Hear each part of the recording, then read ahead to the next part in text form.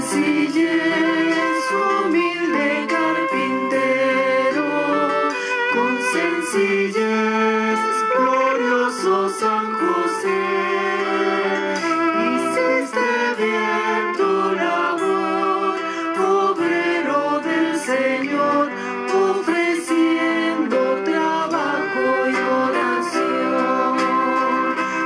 Tuviste fe en Dios y su promesa, tuviste fe, glorioso San José.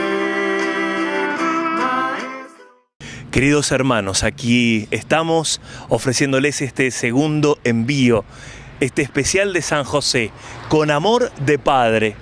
En este mes en que queremos profundizar en su figura, podemos entrar en el corazón de José, porque Él nos va a llevar a estos grandes amores, Jesús y María. Nuestra hermana María del Carmen Oro nos sigue iluminando desde las ciencias bíblicas. Ella nos ayudó a posicionar a José como un hombre en relación con Dios, con su pueblo judío, con la familia de Nazaret.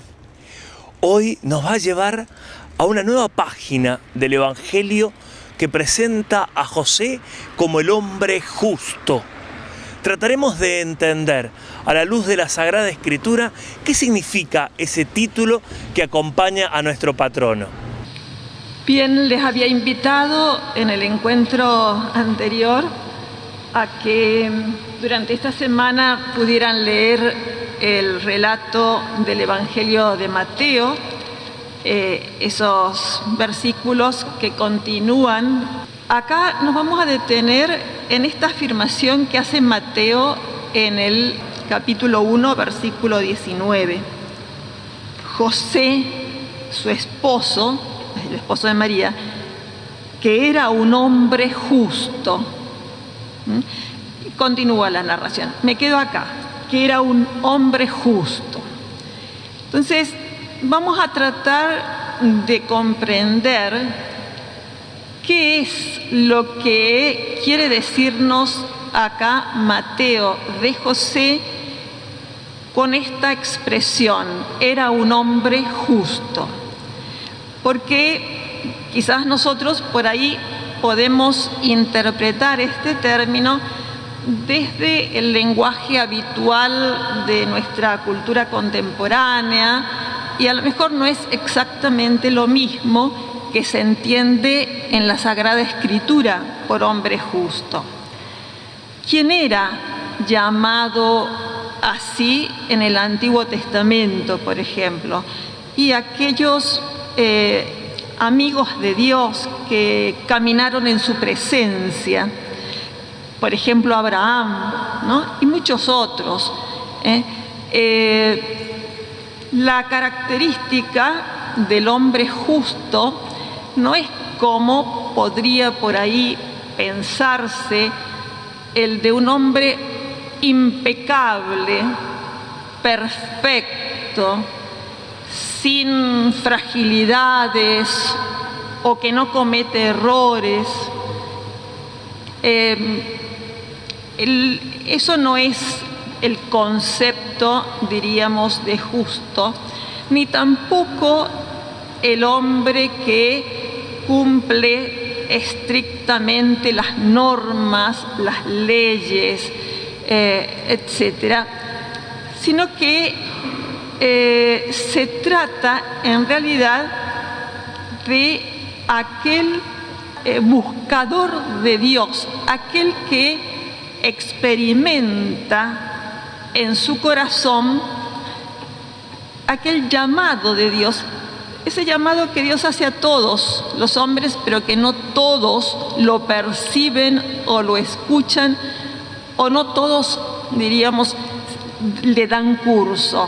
Ese deseo de Dios, del encuentro con Dios, que está en lo más íntimo del corazón de todo hombre. En el encuentro pasado habíamos dicho que José pertenecía a este pueblo santo que además había tenido una experiencia particular de Dios. Entonces, en este caso, el justo del Antiguo Testamento, del pueblo de Israel, era aquel que buscaba estar a la escucha de este Dios que se les había manifestado, no solamente con palabras, con muchos signos. El testimonio de estos hechos se fue poniendo por escrito. Aquel Dios que les habló a través de personas escogidas como Moisés, por ejemplo, o como los profetas, y por lo tanto, diríamos, un Dios que entabló una relación personal con este pueblo con el cual, decíamos en el encuentro primero, hizo alianza, aquel pueblo que lo hizo suyo. José, diríamos, está como insertado en este camino al que Dios ha llamado a todos aquellos que ha elegido, y particularmente en este pueblo. Nosotros sabemos que en la revelación de Dios se nos dice que el hombre fue creado en un estado de justicia original, ¿no? Es decir, de integridad, donde no existía el mal, porque había sido hecho para la amistad con Dios, para el diálogo con Dios, ¿no? Pero esa justicia original se perdió con el pecado, y desde entonces todo ser humano, aún hoy y hasta el último que llegue a este mundo, hace la experiencia interior de una lucha entre el bien que Dios le propone y que su corazón desea, y el mal que también otra parte del corazón por ahí al cual se inclina, o que se le propone también desde afuera, ¿no? Y hay una especie de ruptura, de división, una lucha interna. Y ahí se juega la libertad de cada ser humano. Es la persona humana la que elige, diríamos, qué lado, de qué lado moverse, o qué voz escuchar. Obviamente que el justo es aquel que, buscando justamente a Dios, escoge escuchar siempre la voz de Dios. La voz de Dios a través de todas sus manifestaciones, como decíamos, en acontecimientos, en palabras, etc. Y entonces podríamos decir que el justo es alguien que va afinando el oído, se familiariza con la palabra de Dios, busca discernir qué es lo que viene de Él y qué es lo que le insinúa el mal, y trata, con la ayuda de Dios, con la gracia de Dios, de permanecer y perseverar en el camino de la voluntad de Dios. Hay algunos salmos que pueden ayudarnos a ver algunos de estos rasgos. Por ejemplo, si vamos al Salmo primero, con el que comienza el Salterio, dice lo siguiente: feliz el hombre que no sigue el consejo de los malvados. Él, va a decir después, se complace en la ley del Señor y la medita de día y de noche. Cuando se habla acá de la ley del Señor, no hay que entender normas, preceptos, prescripciones, simplemente, sino la ley del Señor es el designio de Dios, la voluntad creadora de Dios, esta ley de amor con la cual todo ha sido creado bueno para Dios. Se complace en la ley del Señor y la medita de día y de noche. Es decir, tiene una familiaridad con esta voluntad de Dios. Y en el versículo 3 dice, es como un árbol plantado al borde de las aguas. Es decir, las aguas muchas veces en la Escritura son una imagen precisamente de la palabra de Dios. Podríamos decir, el justo hunde sus raíces en la palabra de Dios. Es como un árbol plantado al borde de las aguas que produce fruto a su debido tiempo y cuyas hojas nunca se marchitan. Todo lo que haga le saldrá bien. Es decir, su vida es fecunda, no es una vida triste, diríamos, resignada. Por eso el Salmo empezaba diciendo, feliz el hombre. Es decir, es el hombre que se goza en Dios y en sus designios. Vive la alegría del amor desde adentro del corazón. Y por eso la voluntad de Dios no le es un peso, sino un gozo realmente. Podríamos decir que cuando Mateo dice que José era un hombre justo, está viendo estas características del justo que, por ejemplo, contemplamos acá. También podemos ver en otro salmo, en el Salmo 5, por ejemplo, algunas alusiones también al justo. En este salmo, que es una súplica que invoca la bondad y la justicia de Dios, el salmista dice, Señor, de madrugada ya escuchas mi voz. Por la mañana te expongo mi causa y espero tu respuesta. Esta relación de diálogo personal con Dios ya desde madrugada, desde el amanecer, ¿no? Va a decir después, guíame, Señor, por tu justicia, porque tengo muchos enemigos. Ábreme un camino llano. Como decíamos antes, estos enemigos no necesariamente son de afuera, son a veces los enemigos que tenemos en el interior, ¿no? El enemigo que me invita a la discordia, el enemigo que me invita a cualquier realidad que destruye la comunión o que va contra la voluntad de Dios, ¿no? Por lo tanto, fíjense, el justo no es aquel que cree que por su propia fortaleza o por su propia virtud va a enfrentar y vencer todas las adversidades o los enemigos, sino aquel que se sabe frágil, es humilde.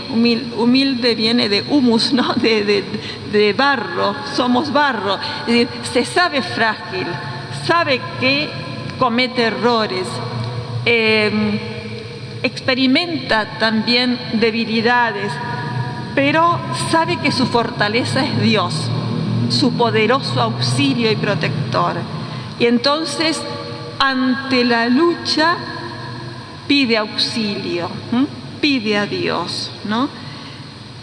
Y en el versículo 13 de este salmo va a decir, porque tú, Señor, bendices al justo, como un escudo lo cubre tu favor. Acá volvemos entonces al Evangelio de Mateo, al capítulo 1. ¿Y en qué circunstancias nos dice Mateo José que era un hombre justo? O sea, nos dice en una circunstancia particular. José se encuentra ante un acontecimiento que lo va a hacer entrar en podríamos decir, en una noche oscura, posiblemente en una tormenta interior. Dice en el versículo 18: este fue el origen de Jesucristo. María, su madre, estaba comprometida con José y cuando todavía no habían vivido juntos, concibió un hijo por obra del Espíritu Santo.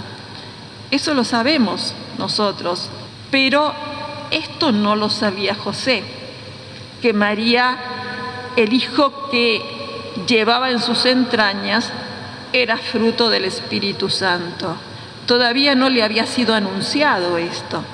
José se encuentra con el embarazo de María y no tiene una explicación. Entonces, obviamente, entra en un mundo de tinieblas, interiormente sacudido por el acontecimiento.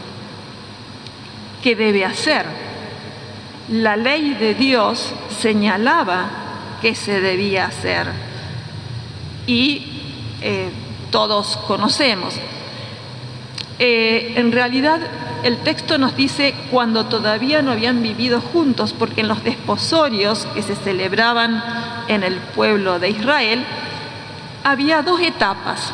Una primera etapa que duraba aproximadamente un año, poco más podía ser, aproximadamente un año, en la cual se establecía un contrato, un compromiso esponsal.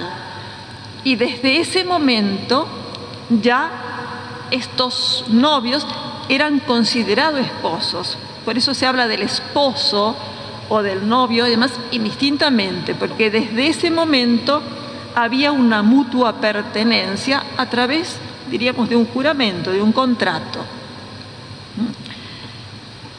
Y por lo tanto, toda infidelidad a ese juramento era considerado, obviamente, una realidad grave, una realidad muy grave, que tenía también una penalidad según la ley, tanto para el varón como para la mujer, para quien fuese culpable. Era una condena pública y generalmente terminaba con la muerte del culpable, sobre todo si era la mujer. Entonces, José se encuentra ante una situación difícil porque todo el mundo, todo el pueblo, todos sus conocidos, toda su familia sabía que aún no tenían convivencia matrimonial. Entonces, ¿cómo es esto de que María está embarazada? María había estado, nos cuenta el Evangelio de Lucas, visitando a su prima Isabel, llevándole sus servicios a esta prima anciana que había quedado encinta y que fue la madre de Juan el Bautista, recuerdan ustedes, ¿no? María apenas recibió el anuncio del ángel, que le dio también este signo como señal, fue presurosamente, dice el texto bíblico, a servir a su prima. Y allí dice el texto de Lucas, permaneció unos 3 meses. El niño había sido concebido en su seno en el mismo instante en que ella había pronunciado su sí a Dios. Como decíamos recién, esto es una situación muy difícil, es decir, es una prueba enorme que se le presenta a este hombre justo.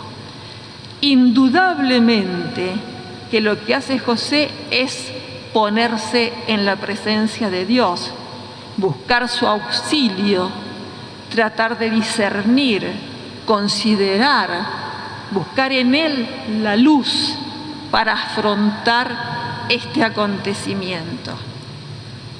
Y ahí es cuando nos dice el Evangelio inmediatamente, mientras pensaba en esto o mientras consideraba esto, el ángel del Señor se apareció en sueños y le dijo: José, hijo de David, no temas recibir a María, tu esposa, porque lo que ha sido engendrado en ella proviene del Espíritu Santo. Fíjense, a este hombre justo, Dios no le ahorró la dificultad de la oscuridad, de la lucha, de la prueba, porque podría habérselo anunciado antes. Sin embargo, los caminos de Dios son siempre misteriosos, ¿no?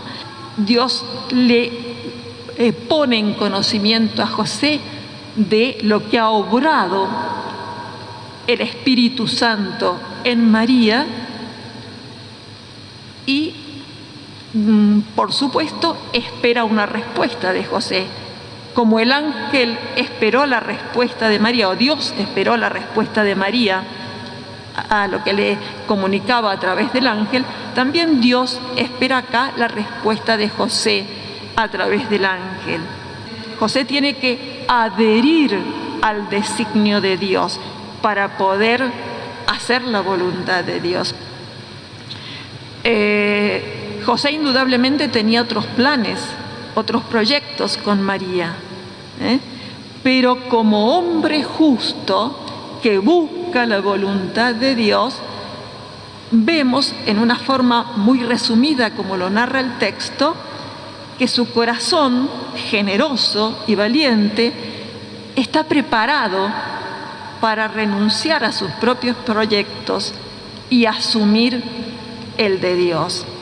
Entonces, ahí el Señor le dice: ella dará a luz un hijo, a quien pondrás el nombre de Jesús, porque Él salvará a su pueblo de todos sus pecados. Ahí aparece la misión que se le encomienda, que lo vamos a desarrollar en el próximo encuentro. La alegría de estar en este lugar histórico junto al capellán, al padre Daniel Sebastián, que lleva muchos años ejerciendo su misión pastoral en esta casa del dolor, pero también en esta casa de la sanación. A un sacerdote queremos acercarnos en este mes de San José para preguntarle qué incidencia ha tenido en su vida, en su sacerdocio, la imagen, la figura de nuestro querido San José, al cual estamos buscando consagrarnos. Buenos días, Andrés, y buenos días a todos aquellos que nos están acompañando. La incidencia que tiene San José en mi vida sacerdotal es inmensa. Yo salí de los talleres de San José, por decirlo de alguna manera. Yo me formé en el Seminario de La Plata, cuyo patrono es San José. 9 años estuve viviendo de una manera intensa esa realidad espiritual, teológica de la vida de San José. También para mí ha sido un enorme impacto en mi vida saber a fin de año, cuando el Santo Padre declaraba el año de San José, lo tomé muy grande, la alegría, porque bueno, yo este año cumplo 25 años de sacerdocio y para mí fue un regalo poder celebrar la boda de plata en este tiempo de San José. Esta presencia masculina, paterna, esta presencia silenciosa de José, uno lee las Sagradas Escrituras y queda pasmado ver la lucha que él ha tenido en la soledad, como esas noches que figuran en Mateo como en Lucas. Y eso es lo que es el gran desafío que tenemos los hombres en este presente con la pandemia y con el futuro inmediato que se viene como consecuencia de esta realidad sanitaria, ¿no? Vos dijiste algo de la Casa del Dolor. El Santo Padre Juan Pablo II decía la Catedral del Dolor. Y en estos tiempos el dolor que está teniendo la humanidad no es solamente el físico únicamente, sino el psíquico, el afectivo y también el espiritual. Por lo tanto, es una tarea grande, ardua, porque no tan solo aquí se mira al paciente, sino también a los profesionales de la salud, que en el caso concreto del hospital somos 2.700, entre médicos, enfermeros, camilleros, personas de limpieza, maestranza, y todos tienen una historia y una familia por detrás.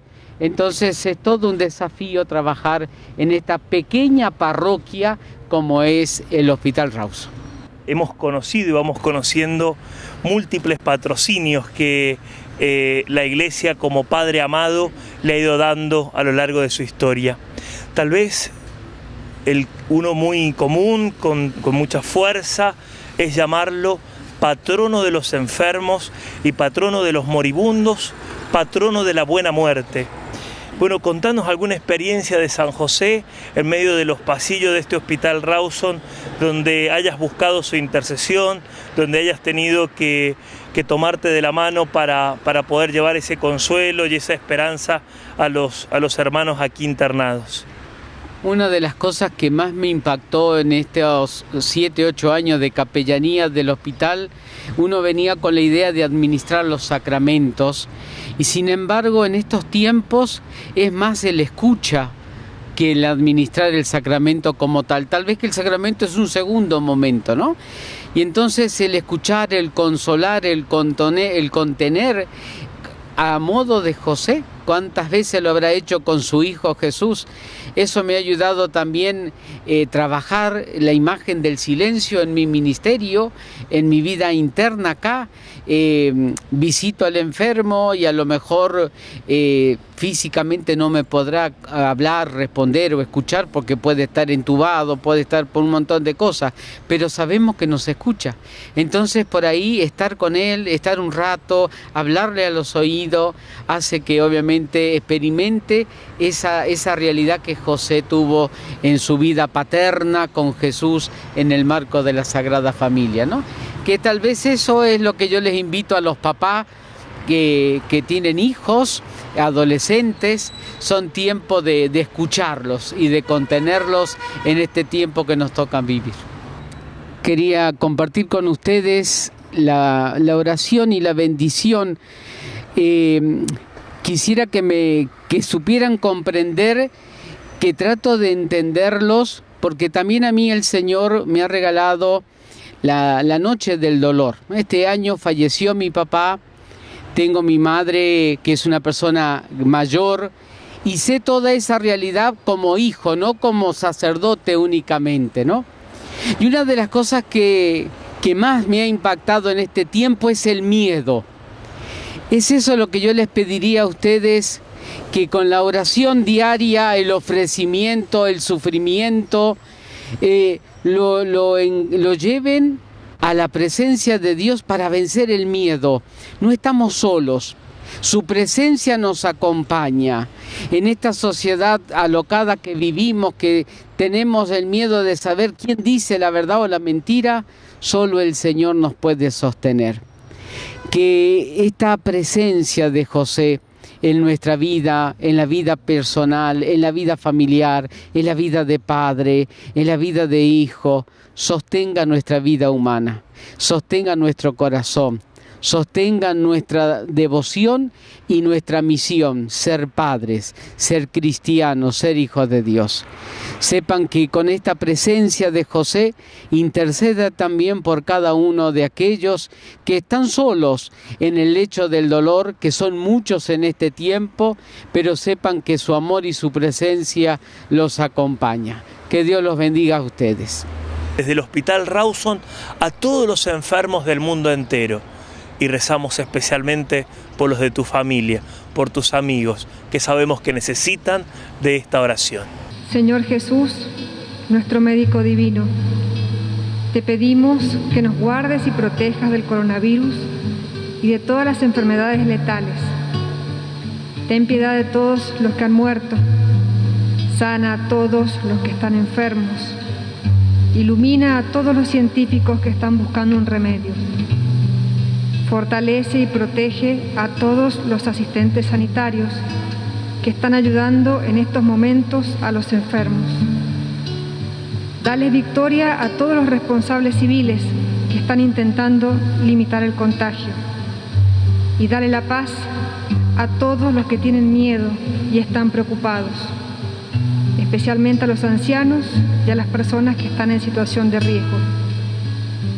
Que tu preciosa sangre sea nuestra defensa y salvación.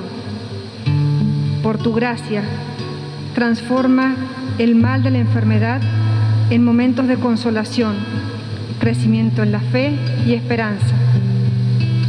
Que temamos el contagio del pecado más que cualquier otra enfermedad. Nos abandonamos con toda confianza en tu infinita misericordia.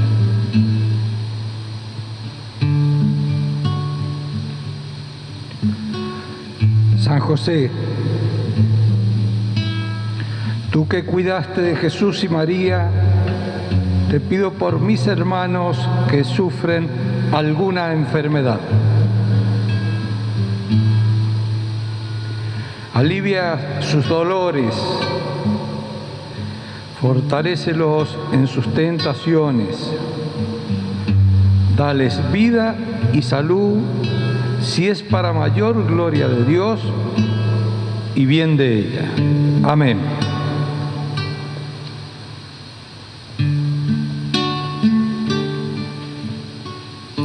Hoy a tus pies ponemos nuestra vida. Hoy a tus pies, glorioso San José,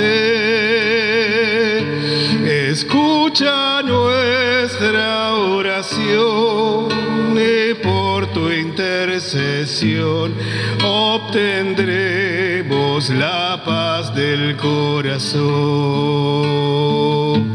En Nazaret, junto a la Virgen Santa, en Nazaret, glorioso San José, cuidaste al niño Jesús, pues por tu gran virtud fuiste digno custodio de la luz. Qué hermoso, a la luz de la vida de José, poder mirarnos como creyentes obedientes a la escucha de la voz del Padre, como creyentes que saben acoger la vida así como viene, sabiendo que todo lo dispone Dios para nuestro bien. Fray Carlos María, nuestro querido obispo auxiliar, sigue llevándonos por las páginas de la carta que el Papa Francisco nos regaló, Patris Corde, con corazón de padre, en dos nuevos aspectos. Hoy quiero que me acompañen a la reflexión de estos dos capítulos que nos propone la carta Patris Corde, con corazón de padre, que es hablar de San José como padre en la obediencia y padre en la acogida. Durante su vida, por lo menos así lo relatan los textos evangélicos, San José tuvo 4 sueños. Era la manera como Dios se manifestaba en su voluntad. Todos nos los narra el evangelista Mateo.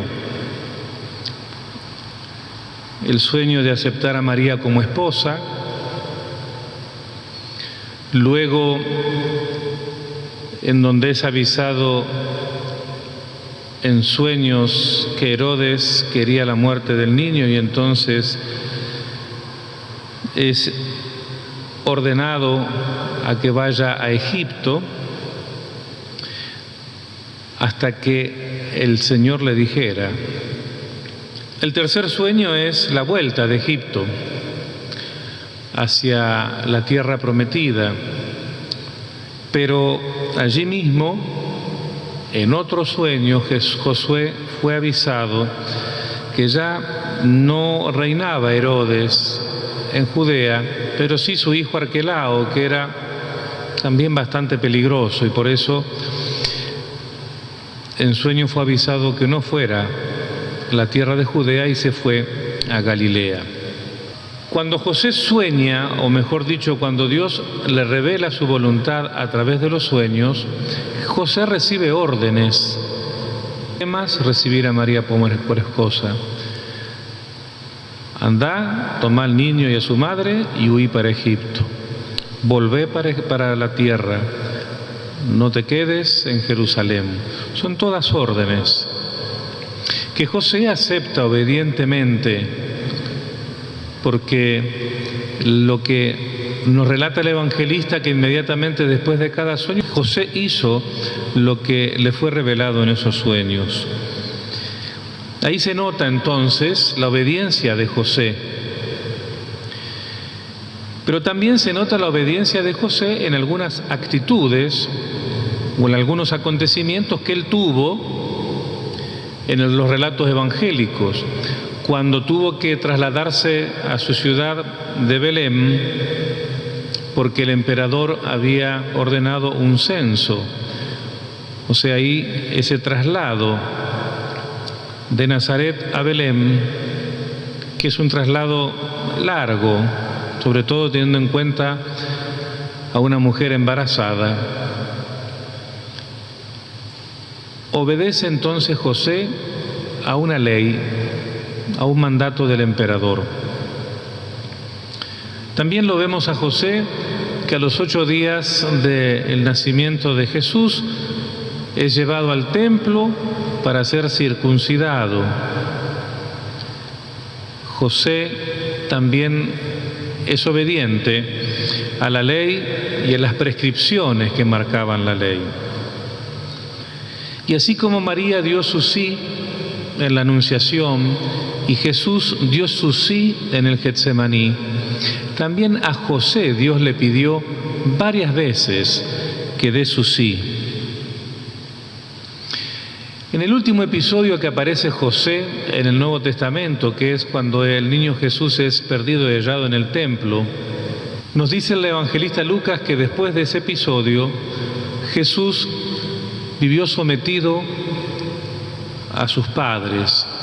José enseñó a Jesús toda esta obediencia a la ley, a la voluntad de Dios, a las autoridades civiles y a sus mismos padres. No está de más imaginar que fue José quien enseñó a Jesús a hacer la voluntad del Padre como Él la hizo. De tal manera que Jesús llegó a decir, cuando grande, que su alimento era hacer precisamente la voluntad del Padre. Cuando en el Getsemaní Jesús pidió al Padre ser librado de ese cáliz, pero que puso por delante, pero que no se haga mi voluntad sino la tuya. San Pablo, en la carta a los Filipenses, en un himno del capítulo 2, habla que Jesús fue obediente hasta la muerte y muerte de cruz. Y la carta a los Hebreos, en el capítulo 5, también nos habla un texto un poco sorprendente que nos dice lo siguiente y que después lo vamos a explicar.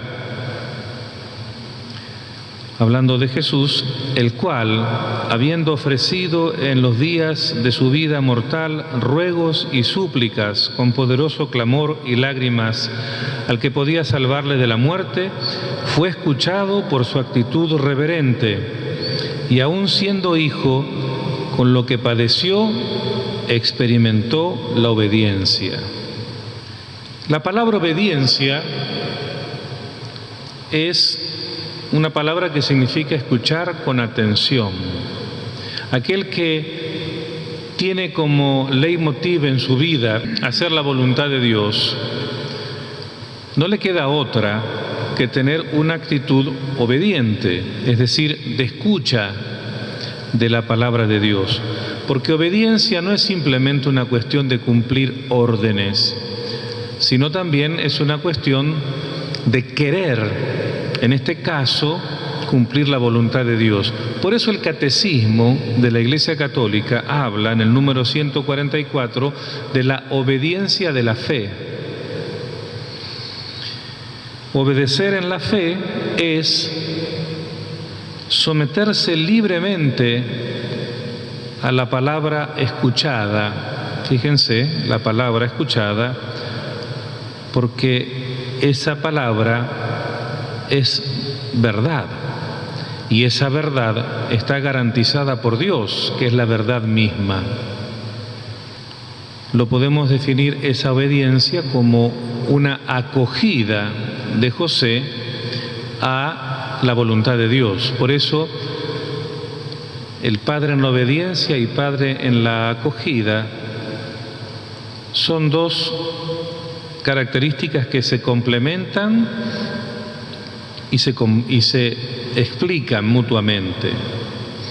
Nos dice el Papa Francisco en la carta con corazón de padre: José deja de lado sus razonamientos para dar paso a lo que acontece, y por más misterioso que le parezca, lo acoge, asume la responsabilidad y se reconcilia con su propia historia. Si no nos reconciliamos con nuestra historia, ni siquiera podremos dar el paso siguiente, que siempre seremos prisioneros de nuestras expectativas y de las consiguientes decepciones. ¿Qué quiere decir el Papa con todo esto? Seguramente nosotros en nuestra vida muchas veces tenemos, pensamos, discernimos algunos proyectos, y en esos proyectos a veces nos olvidamos de consultarlo a Dios, y son muy personales, son tal vez muy buenos, y a lo mejor inclusive hasta tan buenos que terminan siempre en el bien de otro. José tenía un proyecto que era casarse con María y tal vez formar una familia con muchos hijos. Ese era el proyecto de José. Pero Dios, dentro de su plan misterioso, le hace vivir a José una experiencia de tormenta interior. Sobre el texto del Evangelio de Mateo, ahí me gustaría compartirles un comentario de un gran teólogo del siglo XX, explicando lo de la actitud que tenía José, o que tuvo José, ante ese cambio de proyecto de vida por parte de Dios. Este teólogo se llama Karl Rahner, y él decía que porque José era justo, jamás dudó de María. No pudo haber pensado nunca que la Virgen lo había engañado, o que había sufrido, digámoslo así, aunque suene fuerte, una violación en el camino a ayudar a su parienta Isabel. ¿Por qué no podemos pensar que fue la misma María la que le comunicó a José lo que le había pasado? Si eran esposos, aunque aún no convivían, ¿por qué no podemos pensar que no había diálogo y que María dejó librado a la revelación de Dios lo que José tenía que enterarse? Comparto esta interpretación porque la hago personal también. Yo pienso igual. Yo creo que fue María la que le contó a José lo que le había pasado. Y José, como era justo y no dudó nunca de María, él se dio cuenta que Dios había desembarcado en la vida de María y que por tanto él ya no tenía más nada que hacer en la vida de María.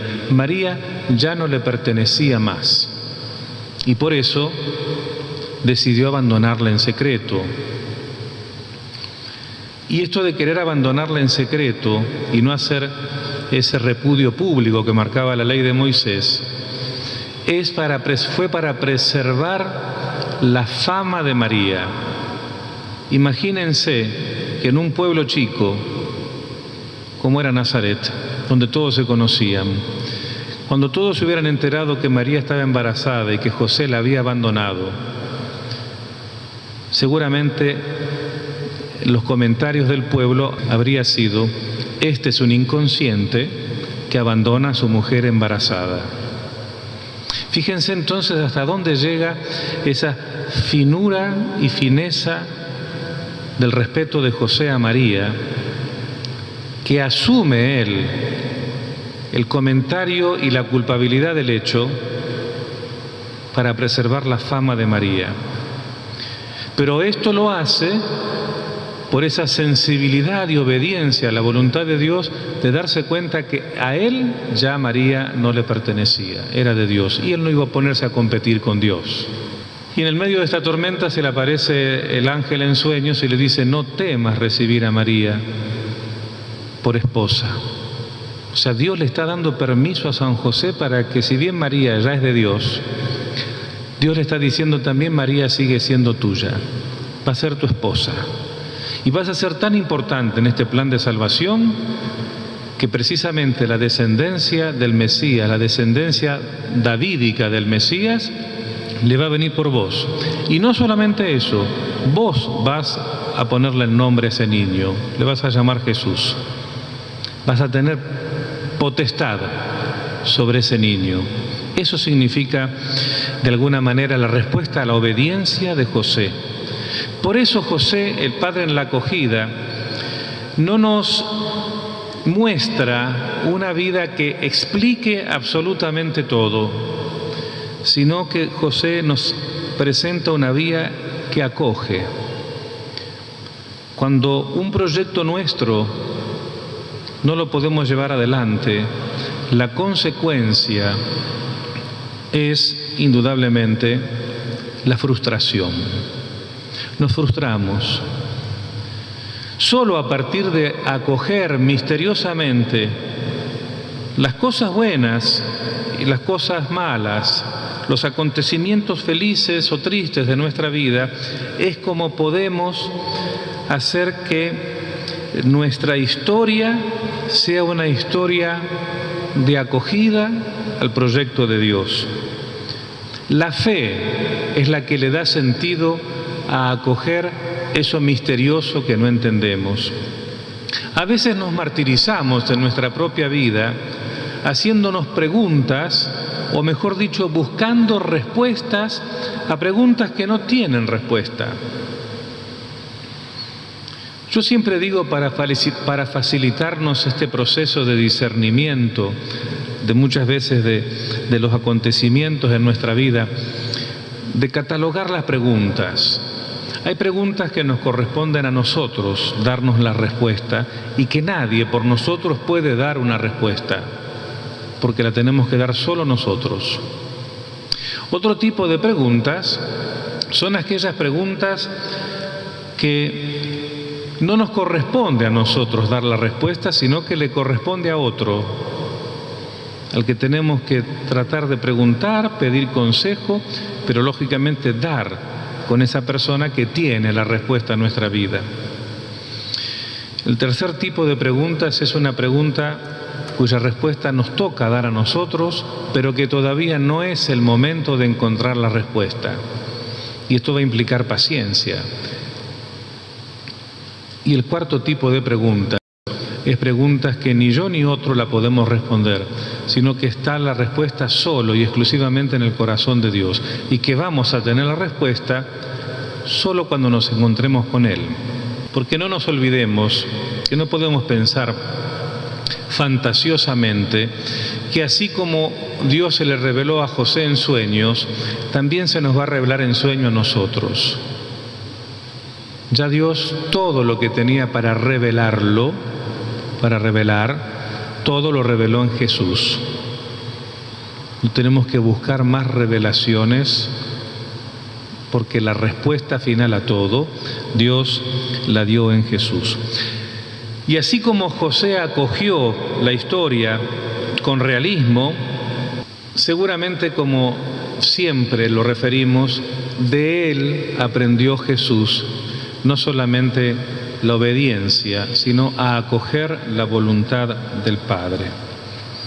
Esta acogida lo que hace es poner en evidencia, manifestar el don de fortaleza, que es un don del Espíritu Santo, que le hace lugar en nuestra propia vida a aquellas cosas que son contradictorias, inesperadas y a veces hasta decepcionantes, que no es lo mismo, como nos dirá el Papa en esta carta, que tener una resignación pasiva y mundana, de quedarse con los brazos cruzados resignadamente, sin ponernos en prontitud de querer asumir la voluntad de Dios que se manifiesta a través de esta manera.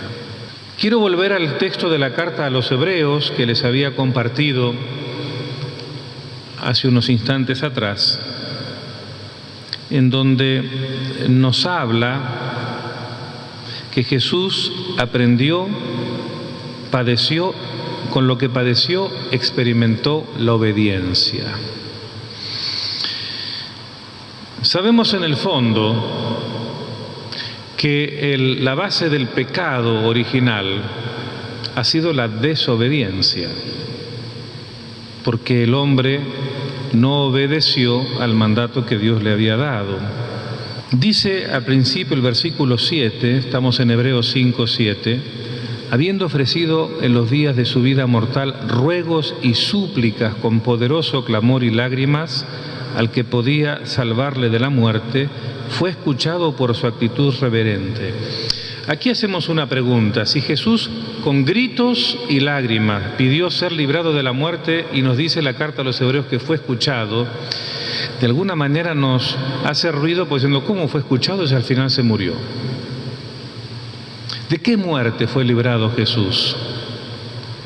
De la muerte del pecado.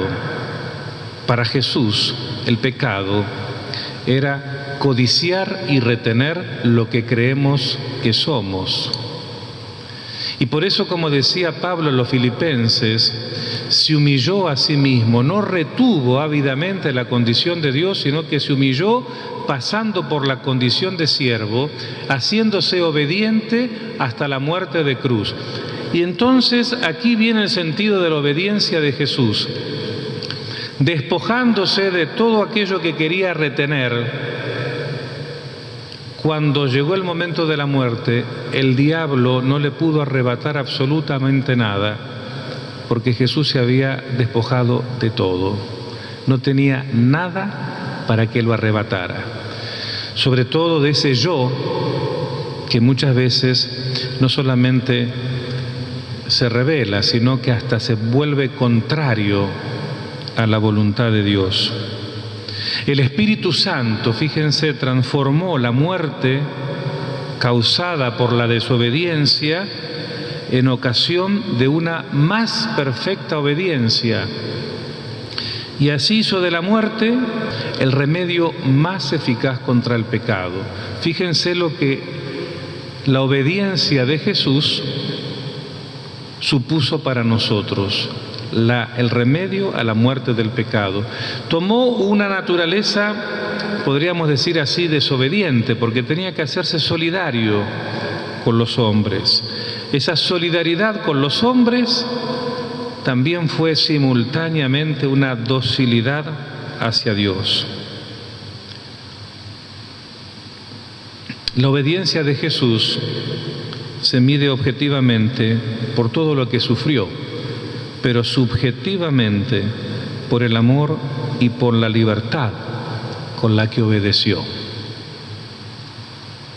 Creo que la virtud de la obediencia es algo que nos hace mucha falta en nuestra vida cristiana, en nuestra espiritualidad, porque daría la sensación que el ser obediente es como quitarnos la libertad.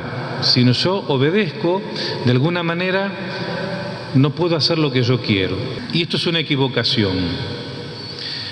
Y seguramente si yo preguntase a cada uno de ustedes si está dispuesto a hacer en su vida la voluntad de Dios, todos dirían que sí. Pero miren, la disposición a una virtud todavía no es la virtud realmente adquirida. Estar dispuestos a practicar la obediencia es una primera etapa, pero para que la disponibilidad o la disposición llegue a ser virtud, es necesario que la persona, que cada uno de nosotros afronte pruebas y las supere. Hay un himno que pone la liturgia de las horas cuando se celebra la fiesta de un santo que fue religioso, que dice lo siguiente: desde que tengo mi voluntad a la vuestra rendida, conozco yo la medida de la mejor libertad. Venid, Señor, y tomad las riendas de mi albedrío. Es mucho lo que me fío, poco lo que me niego, si yo soy tuyo y vos sos mío. Creo que la mejor manera de parecerse a Jesús en nuestra vida de fe es ni más ni menos que ser obedientes como San José. Gloria al Padre y al Hijo y al Espíritu Santo. Como era en el principio, ahora y siempre, por los siglos de los siglos. Amén. Glorioso Patriarca San José, ruega por nosotros. Y el Señor esté con ustedes. Y con tu espíritu. La bendición de Dios Todopoderoso, Padre, Hijo y Espíritu Santo, descienda sobre ustedes y permanezca para siempre. Amén. Gracias por su atención. Buenas noches. Dios quiera que haya sido de tu provecho este segundo especial de San José. Qué bien nos han iluminado estos hermanos que saben tanto y que han puesto este don al servicio de toda la comunidad cristiana. Ojalá este programa haya servido para que tu corazón se enamore más de San José. Así va adelante este camino en el que queremos consagrarnos al patrono de la Iglesia Universal. Si pudiste ver este programa en un clima de oración y de devoción, recuerda que ahora la Iglesia te regala las indulgencias plenarias, esta gracia de misericordia que en este mismo momento podés ofrecer por aquellas personas que ya han fallecido y que esperan de nuestros ruegos aquí en la tierra. Que Dios te siga bendiciendo y será hasta el próximo encuentro, si Dios así lo quiere. En Nazaret, glorioso San José, cuidaste al niño Jesús, pues por tu gran virtud fuiste digno custodio de la luz. Voy a tus pies.